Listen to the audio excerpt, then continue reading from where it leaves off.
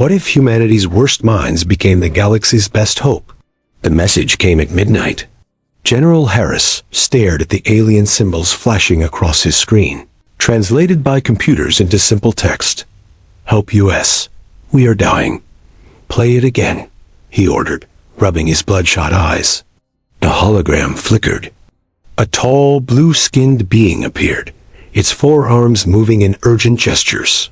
Behind it, fires burned. Something exploded. The alien spoke rapidly, fear evident despite its inhuman features. "The hive advances. 12 systems lost. Our pilots cannot match them. Their minds break. Human neural patterns show resistance. We need fighters." Harris turned to the woman beside him. "Dr. Vance, what do they mean about our neural patterns?" Dr. Vance pushed her glasses up. "They sent brain scan requirements. Only certain humans qualify." She hesitated. "Sir, the patterns match antisocial personality disorder. Psychopaths." Harris slammed his fist down. "You're telling the aliens want our criminals to fight their war? Not just any criminals. The worst ones. The ones who feel nothing when they kill." 3 days later, Harris stood in a maximum security prison. Cold concrete walls, armed guards, steel doors that opened with harsh mechanical sounds. "Bring him in," Harris said. The man they brought wore handcuffs and a blank expression. Tall, lean, with ice blue eyes that showed nothing. No fear, no curiosity, nothing. Jack Frost, Dr. Vance read from her tablet. Age 32, serving 5 life sentences for calculated murders of... "I remember each one," Jack said, voice flat. "Why am I here?" Harris leaned forward. "How would you like to get out?" Jack didn't blink. "What's the catch?" "Fight for us. For Earth. For the galaxy." Jack laughed. It wasn't a pleasant sound. "I don't fight for anyone." Dr. Vance slid a tablet across the table. It showed an alien ship, sleek and deadly. "You'd pilot this. Against an enemy that's killing billions." For the first time, interest flickered in Jack's eyes. "I get to kill?" "That's the point," Harris said. Dr. Vance felt sick as she watched Jack's lips curve into a smile. Later, in the secure facility beneath the Pentagon, the alien liaison arrived. Its skin glowed faintly in the dim light. "You found pilots?" it asked, voice translated through a small device. Harris nodded. 50 so far. All match your neural requirements." The alien moved closer to the observation window. Inside, technicians fitted Jack with sensors. His face showed no discomfort as needles pierced his skin. "Why psychopaths?" Dr. Vance asked. "Why not normal pilots?" The alien turned all 4 eyes toward her. "Normal minds break. The neural interface connects pilots directly to ships. Normal humans feel every hit, every death. They go mad. But these broken minds," it gestured toward Jack, "they will not break. They are already broken." On the other side of the glass, Jack looked up. Somehow, he seemed to stare directly at them. His eyes were empty, but his smile was wide. "When do I start killing?" he asked. Dr. Vance shivered. What had they just unleashed upon the galaxy? The Mars training facility hummed with alien technology. Red dust coated the windows while inside, 50 of Earth's most dangerous criminals learned to kill for the galaxy. Jack Frost sat in the simulator pod, his mind linked directly to the virtual ship. Sweat beaded on his forehead. His fingers twitched as he fired on enemy targets. "Perfect score again," said the technician, checking readings. "He's a natural." Dr. Vance watched from behind glass. "He enjoys it too much." Alarms blared suddenly. Red lights flashed. Jack had broken formation in the group exercise, ramming another pilot ship. "Frost, what the hell?" Harris shouted into the comm. Jack stepped out of his pod, shrugging. He was in my way. The other pod opened. A muscular man with burn scars across his face lunged at Jack. "You tried to kill me." Guards rushed in, separating them with electric batons. Jack didn't resist. He just smiled. Pilot down. Medical team to simulator room. A voice called over the speakers. Dr. Vance rushed to the third pod. Inside, a woman convulsed, blood streaming from her nose. The neural interface had overloaded her brain. That's the fourth one this week, Harris muttered. We're running out of pilots. The facility doors slid open with a metallic hiss. A tall alien entered, flanked by guards. Its blue skin reflected the emergency lights. Commander Zex, Harris straightened. We weren't expecting you. The hive advances faster than predicted, Zex said. 3 more systems fell yesterday. We need your pilots now. Harris gestured at the chaos around them. They're not ready. They won't work together. Zex walked to Jack, who stood calmly while guards restrained the other prisoner. This one. His neural patterns are strongest. Dr. Vance stepped forward. I've been studying his brain scans. His activity spikes when he simulates killing. It's the perfect match for your neural interface. Then he goes first, Zex decided. That night, Dr. Vance found Jack in the observation deck, staring at the stars. Aren't you afraid? She asked. You'll be facing real enemies tomorrow. Jack didn't look at her. I've never been afraid of anything. That's what makes you perfect for this, she said. And that's what terrifies me. The next day, Jack sat in a real alien fighter. The ship hummed around him. The neural interface needles slid into his spine. Pain flashed across his face, then vanished. Neural link established, a technician announced. Vitals stable. Through the viewport, Jack watched 3 other ships piloted by prisoners. Their movements were jerky, uncertain.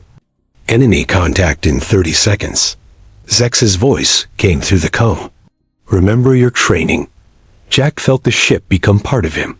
He could feel its weapons, its engines. It was better than anything he'd ever experienced. The enemy appeared. Black ships shaped like insects, moving in perfect formation. Engage, Zex ordered. The other human pilots hesitated. Jack didn't. He shot forward, firing with precision. His first shot tore through an enemy ship. It exploded in silent fire. Jack laughed as he spun through the debris, targeting another, and another. When it was over, 3 enemy ships were destroyed. The other pilots had barely engaged. On the command ship, aliens watched in silence as Jack's fighter returned. He's smiling, Dr. Vance said, watching the camera feed from inside Jack's cockpit. He enjoyed killing them. Zex turned to Harris. We need more like him. Immediately. Harris nodded grimly. Earth's prisons are full of psychopaths. In his ship, Jack disconnected from the neural interface. For the first time in his life, he had felt something while killing. Something new. Something good. And he wanted more. 3 months later, Jack led a squad of 5 ships through the wreckage of a battle. They called themselves the Reapers. All criminals. All killers. All connected to their ships through neural links that would drive normal people insane. Hive ships approaching from Sector 4, said Miller, a former hitman who flew on Jack's right. I see them, Jack replied. His voice was different now. Colder, more distant. The enemy had changed tactics. They no longer flew in tight formations. They scattered, moved unpredictably. They were adapting to human unpredictability. They're learning, Jack said. He felt a strange tingle in his mind as the enemy approached. Something new was happening when he fought them. Engage at will, he ordered. No prisoners. The Reapers broke formation, each attacking in their own style. Jack dove straight toward the largest enemy ship. His neural link hummed. The ship became his body. The weapons, his hands. He fired. An enemy exploded, and Jack felt it die. The sensation rushed through his mind. Pleasure, fear, pain. Not his emotions. Theirs. The Hive's emotions. More, he whispered, targeting another ship. On the Coalition command ship, Dr. Vance watched the battle on the main screen. Beside her, Alien officers tracked the fight with worried eyes. The human pilots are effective, Commander Zex admitted, but unstable. Dr. Vance pointed to Jack's ship as it spun through impossible maneuvers. Frost is different. His neural patterns have changed since he started fighting. Changed how? Zex asked too quickly. Dr. Vance narrowed her eyes. You knew this would happen, didn't you? The neural tech is changing them. Zex turned away. We needed fighters. An alarm blared. On the screen, a new threat appeared.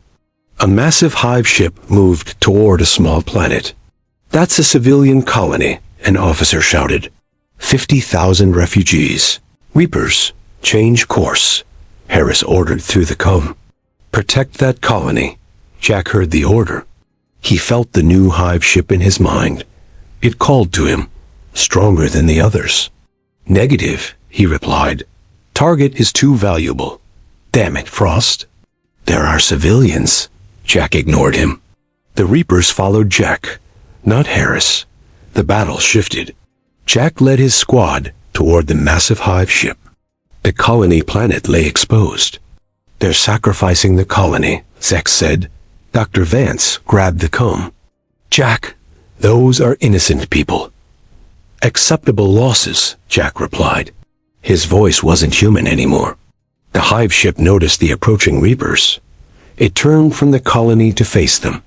Jack smiled. His plan had worked. The battle was brutal. 3 Reapers took heavy damage. But the hive ship exploded eventually. And when it did, Jack screamed. Images flooded his mind. Feelings, thoughts, a vast network of minds connected across space. The hive wasn't just an enemy. It was one being spread across thousands of ships. And now part of it was inside him. Back on Earth, politicians watched the battle footage. They saw the colony saved, but not how Jack had used it as bait. The coalition needs our pilots, said the president. It's time we demanded equal standing in their leadership. In his damaged ship, Jack floated among debris. His eyes were closed. His mind reached out, feeling for other Reapers.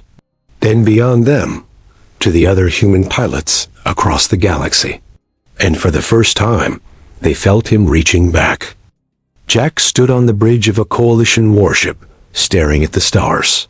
6 months had passed. The Reapers now numbered 30 ships, all piloted by Earth's worst killers, all feared across the galaxy. Even our allies fear us now, Miller said, joining him at the viewport. Jack didn't respond. He felt the other pilots in his mind, a constant presence, growing stronger each day. The ship's comm system crackled. All pilots to briefing room. Emergency situation. Red lights flashed in the corridors as they walked. Alien crew members pressed against walls to avoid touching them. Jack noticed. He always noticed fear.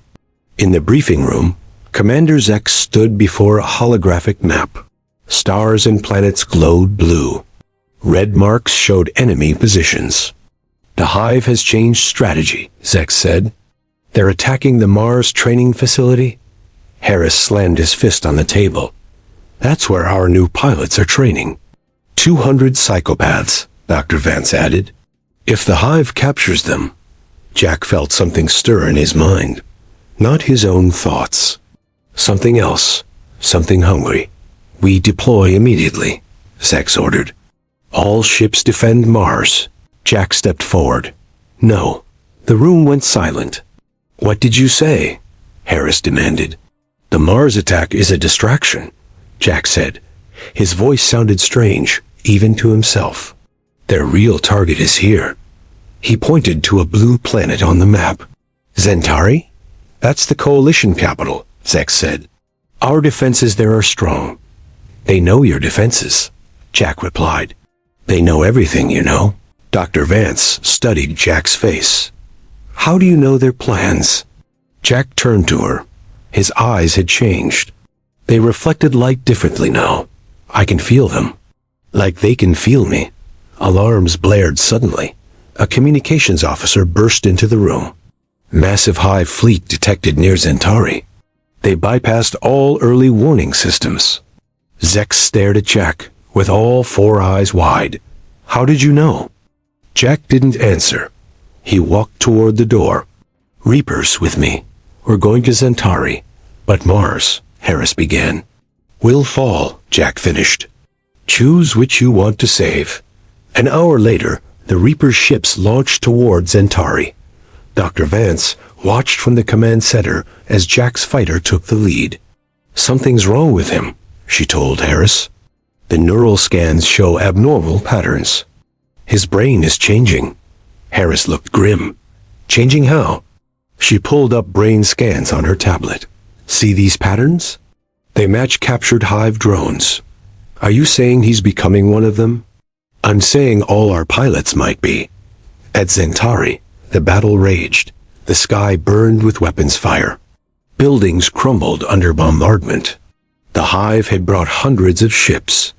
Jack flew through chaos, feeling every enemy ship in his mind. Each kill sent pleasure through his body. Each death connected him deeper to the Hive. Target the Queen's ship, he ordered the Reapers. The large one at the back. That's not our mission, Miller replied. We're supposed to defend the capital center. Jack felt anger rise. Follow my orders. He broke formation, diving toward the massive ship at the edge of the battle. He knew what was inside. Who was inside? The center of the Hive mind. The Queen. Behind him, the Reapers hesitated, then followed. Their ships formed a deadly arrow, cutting through enemy defenses. On the command ship, Dr. Vance watched in horror. They're abandoning their position. The capital is exposed. Zex moved quickly to the communications panel. All coalition ships, protect the capital. The humans have broken ranks. Jack didn't care. He felt the Queen's mind reaching for his. Curious, hungry, familiar. His ship took heavy damage as he approached the Queen's vessel. Warning lights flashed. Systems failed. But he pushed forward. Jack returned to formation. Harris shouted through the comm. That's an order. Jack cut communications. He was close now. So close. His weapons locked on the Queen's ship. His finger hovered over the trigger. Then something strange happened. All across the battlefield, Hive ships stopped firing. They turned. They retreated. Every single one. The coalition forces watched in confusion as the enemy simply left. In his damaged ship, Jack floated, eyes closed. Blood ran from his nose. His mind reached out, following the retreating Hive. And somewhere in the darkness of space, something reached back. Victory celebrations filled the coalition capital. Lights flashed across damaged buildings. Alien music played in streets still covered with debris. The Hive had retreated across all fronts. The war seemed over. But in a secure medical bay, Dr. Vance knew better. Jack lay strapped to a bed, his body twitching. Monitors beeped around him. His eyes were open, but saw nothing in the room. His brain activity is off the charts, she told Harris. Whatever happened out there changed him. Harris looked through the observation window. What about the other pilots? All showing similar symptoms. Less severe, but spreading. She pulled up data on her tablet. 23 incidents of synchronized violence reported. They attacked guards at exactly the same time on different ships. Like they were coordinated, Harris said. Like they share one mind. The door slid open. Commander Zex entered with 2 armed guards. The Coalition Council has made a decision, Zex announced. Earth will receive full membership as requested. Harris nodded. Good. Our pilots earned it. Yes, about your pilots. Zex hesitated. The Council has also decided they must be eliminated. Dr. Vance stepped back. What? They're too dangerous. Too unpredictable. And now, Zex looked at Jack. Now they're becoming something else. Harris reached for his weapon. These men and women saved your worlds, and they could destroy them just as easily. Zex signaled the guards. All returning human pilots will be terminated. For the safety of the galaxy. Alarms suddenly blared throughout the facility. Red lights flashed.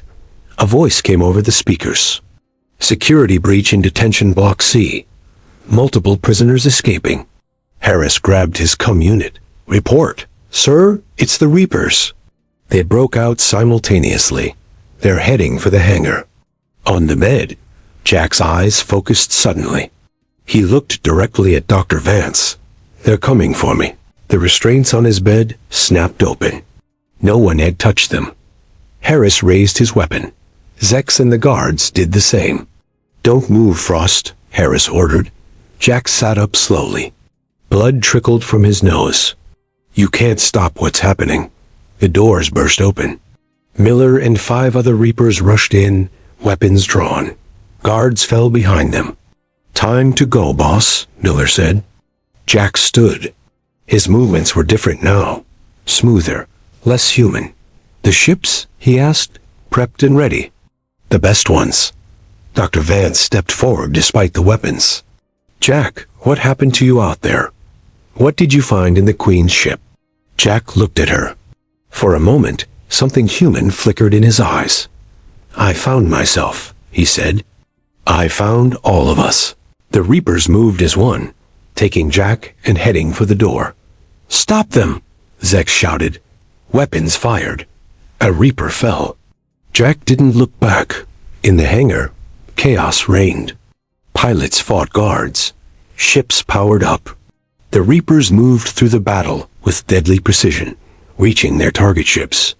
From the command center, Harris and Dr. Vance watched helplessly as 12 advanced warships launched without authorization.